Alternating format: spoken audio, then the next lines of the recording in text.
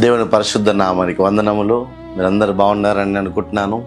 ఈరోజు దేవుని వాగ్దానం చదువుకుందామండి. అలాగనే ఈరోజు మనకి ఆగస్టు 1వ తారీఖున ఈ యొక్క నెలలో మొదటి రోజున ఈ దినం కాబట్టి మీరందరూ ఈ వాక్యాన్ని విని మనము దేవుడితోటి మన ఇన్నాళ్ళు ప్రతి దినము మనం మాట్లాడుతున్నప్పుడు అదొక ఎత్తు అయితే దేవుడు మనతో ఏం మాట్లాడాడు, పరిశుద్ధ గ్రంథం ద్వారా ఏం మాట్లాడాడు, కొన్ని విషయాల ద్వారా మనం తెలుసుకుందాం. ఈరోజు దేవుని వాగ్దానం చదువుకుందామండి. మొదటి కొరింథీయులకు రాసిన పత్రిక 3వ అధ్యాయం 16వ వచనంలో, మీరు దేవుని ఆలయమై ఉన్నారనియు దేవుని ఆత్మ మీలో నివసించుచున్నాడనియు మీరు ఎరగరా. చిన్న ప్రార్థన చేసుకుందామండి. స్తోత్ర పరిశుద్ధుడా, ప్రేమ గల తండ్రి, నీకు వందనాలు ఆయన. చదివిన లేఖనాన్ని బట్టి వందనాలు ఆయన. ఈ బిడ్డలందరితో మీరే మాట్లాడమని అడుగుతూ, నేనైతే ఒట్టివని మట్టివని నాతో మాట్లాడు, నువ్వు గొప్పవాడు వేసయ్యా. బిడ్డలందరితో మీరే మాట్లాడమని యేసు అతి పరిశుద్ధ నామములో అడిగి వేడుకుంటున్నాను తండ్రి, ఆమేన్.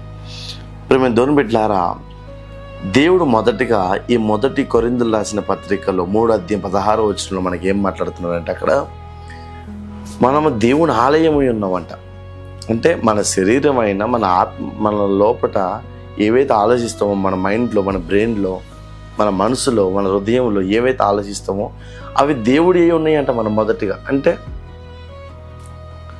కొంచెం మనం దీన్ని లోతుగా చదువుకుంటే ప్రేమ దేవుని బిడ్డలారా, ఈ లోకానుసారంగా ఉన్న ఆలోచనలన్నీ నీలో ఉంటే దేవుడు నీతో ఉండడు. ఈ లోకానుసారంగా అన్ని పక్కకు పెట్టి దేవుడు ముఖ్యమని నువ్వు ఈ గ్రంథాన్ని మనసులో పెట్టుకుంటే అప్పుడు నీ శరీరము, నీ ఆత్మ, నీ యొక్క హృదయం మొత్తం దేవుని ఆలయమై ఉంటుందంట.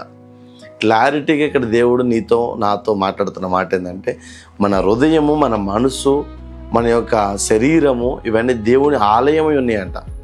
ఇక్కడ ఏమంటాడు, ఇక్కడ మీరు దేవుని ఆలయమై ఉన్నారని దేవుని ఆత్మ కూడా ఉందంట. దేవుని ఆత్మ మీలో అంటే మనలో దేవుడు నివసిస్తున్నాడంట.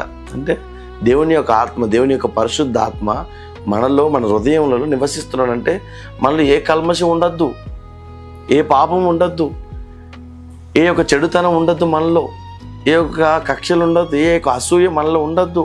ఇవన్నీ ఉండకపోవడం వల్లనే దేవుని ఆత్మ అలా ఉంటుంది. మనలో దేవుని ఆత్మ లేదంటే ఇవన్నీ లేనట్టే. ఇట్లారా, నీకు ఈ లోకానుసారంగా దేవుని ఆత్మ నీకు కావాలనుకుంటే, దేవుని యొక్క వెలుగు నీలో కావాలనుకుంటే, దేవుని ఆలయము నీ మనసులో ఉండాలనుకుంటే నువ్వేం చేయాలి తెలుసా? ఈ లోకంలో ఉన్న ఆలోచనలు, ఈ లోకంలో యొక్క టెంపరీ ఉండే లవ్, టెంపరీ ఉండే ఫ్రెండ్షిప్లు, టెంపరీ ఉండే ప్రేమ, అనురాగాలు ఇవన్నీ పక్క పెట్టాలి. ఎవరు కావాలంటే నీకు దేవుడు కావాలనుకుంటే, నీకు ఈ నేను పట్టుకున్న గ్రంథంలో ఉన్న దేవుడి యొక్క మాటలు నీకు కావాలనుకుంటే ఎందుకు పెట్టారా, నువ్వు ఈ లోక ఆలోచన అన్నీ పక్క పెట్టేసి ఒక చిన్న వయసులో నేను చెప్తున్నానండి, చాలా భారాన్ని, చాలా చిన్న వయసులో దేవుడు ఎంతో కన్నీటి విలువ నాకు నేర్పించినాడు. ఈ లోకంలో మనుషులు దూరం అయినప్పుడు దేవుడి మీద బాగా ప్రేమ ఎక్కువైతే ఉంటుంది మనకి. నేను మనుషులు నమ్మి మనుషుల ప్రేమ అనురాగాలు కావాలని చాలా తాత్పర్యపడేటోడిని. కానీ దేవుడు నాకు ఏం చేశాడంటే అవన్నీ దూరం పెట్టేసాడు.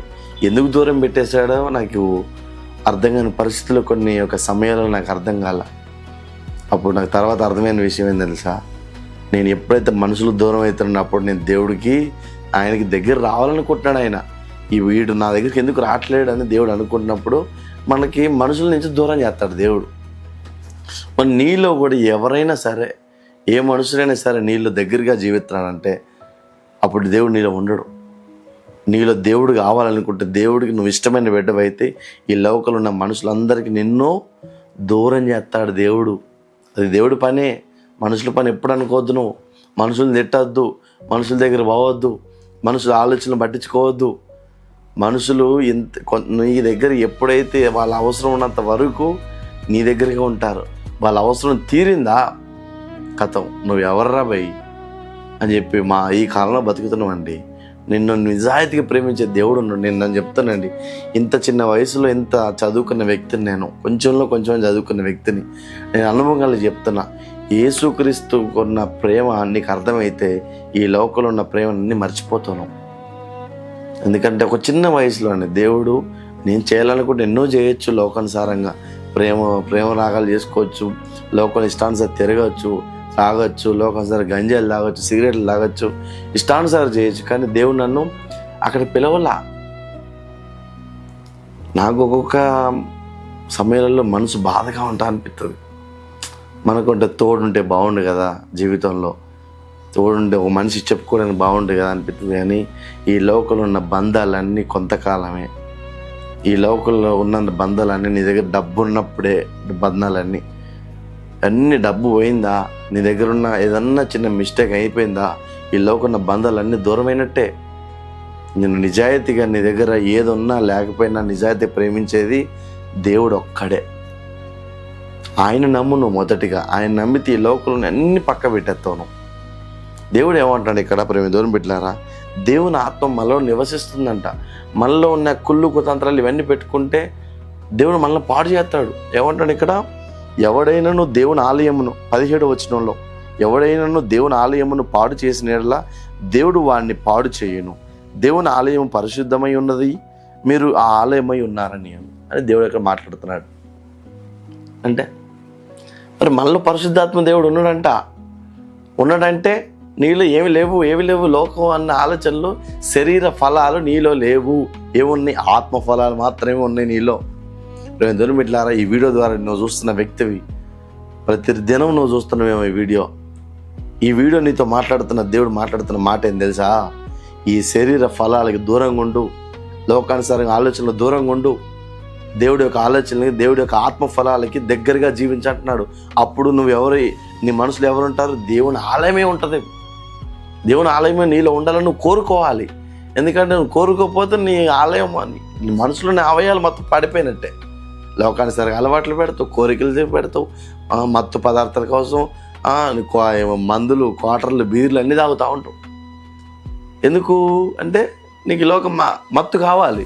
మత్తు కావాలంటే దేవుడు నీలో ఉండడు. అప్పుడు దేవుడు నీలో ఉండాలని, నీలో కావాలి, నీకు కావాలనుకున్నప్పుడు ఈ లోక ఆలోచన, శరీర ఫలాలకు అన్నిటికి దూరంగా ఉంటావు. మనుషుల బంధాలకు అన్నిటికి దూరంగా ఉంటావు. నువ్వు ఒక్కదానివై ఈ వీడియో చూస్తున్నావు, నువ్వు ఒక్కడిపై వీడియో చూస్తున్నావేమో. నీకు దేవుడు ఒక చిన్న మాట చెప్తున్నాడు, అన్న అక్క, అమ్మ నా మాట వింటున్నావు, నువ్వు ఈ లోక బంధాలకి దూరంగా ఉండు, దేవుడి దగ్గరే కనెక్ట్గా జీవించు. నీ యొక్క ఆలయం, నీ యొక్క హృదయం, దేవుడు ఏమంటున్నాడు అక్కడ సామెతల గ్రంథంలో 23:26 దేవుడు ఏం మాట్లాడతారంటే, మన హృదయాన్ని అంటే దేవునికి ఇవ్వాలంట. ఆయన ఏం అడుగుతాడు? బలులు అడుగుతలేడు, నైవేద్యాలు అడుగుతలేడు, నీ దగ్గర నుంచి ఏం అడుగుతున్నాడు? నీ యొక్క హృదయాన్ని అడుగుతున్నాడు దేవుడు. నీ హృదయాన్ని ఆయనకి, నీలో ఉన్న బాధని, సమస్యను మొత్తం, నీ సమస్యకి పరిష్కారం తీసుకొస్తాడు దేవుడు. బిడ్డలారా, వీళ్ళందరితో దేవుడు నీతో మాట్లాడుతున్న మాట ఇదే. నీ హృదయాన్ని దేవుడికి మొదటిగా, మిగతా అన్నీ ఆయన చూసుకుంటాడు. ఈ దినం నువ్వు మాట్లాడు, దేవుడు, దేవా నేను ఏం కలిగిలేను, నాలో ఏ యొక్క ఫలాలు ఉన్నాయి యేసయ్యా, నేను ప్రార్థన చేసుకుందాం. చిన్న మాటలు దేవుడు దీవించును గాక. తలలు వంచినట్టయితే ప్రార్థన చేసుకుందామండి.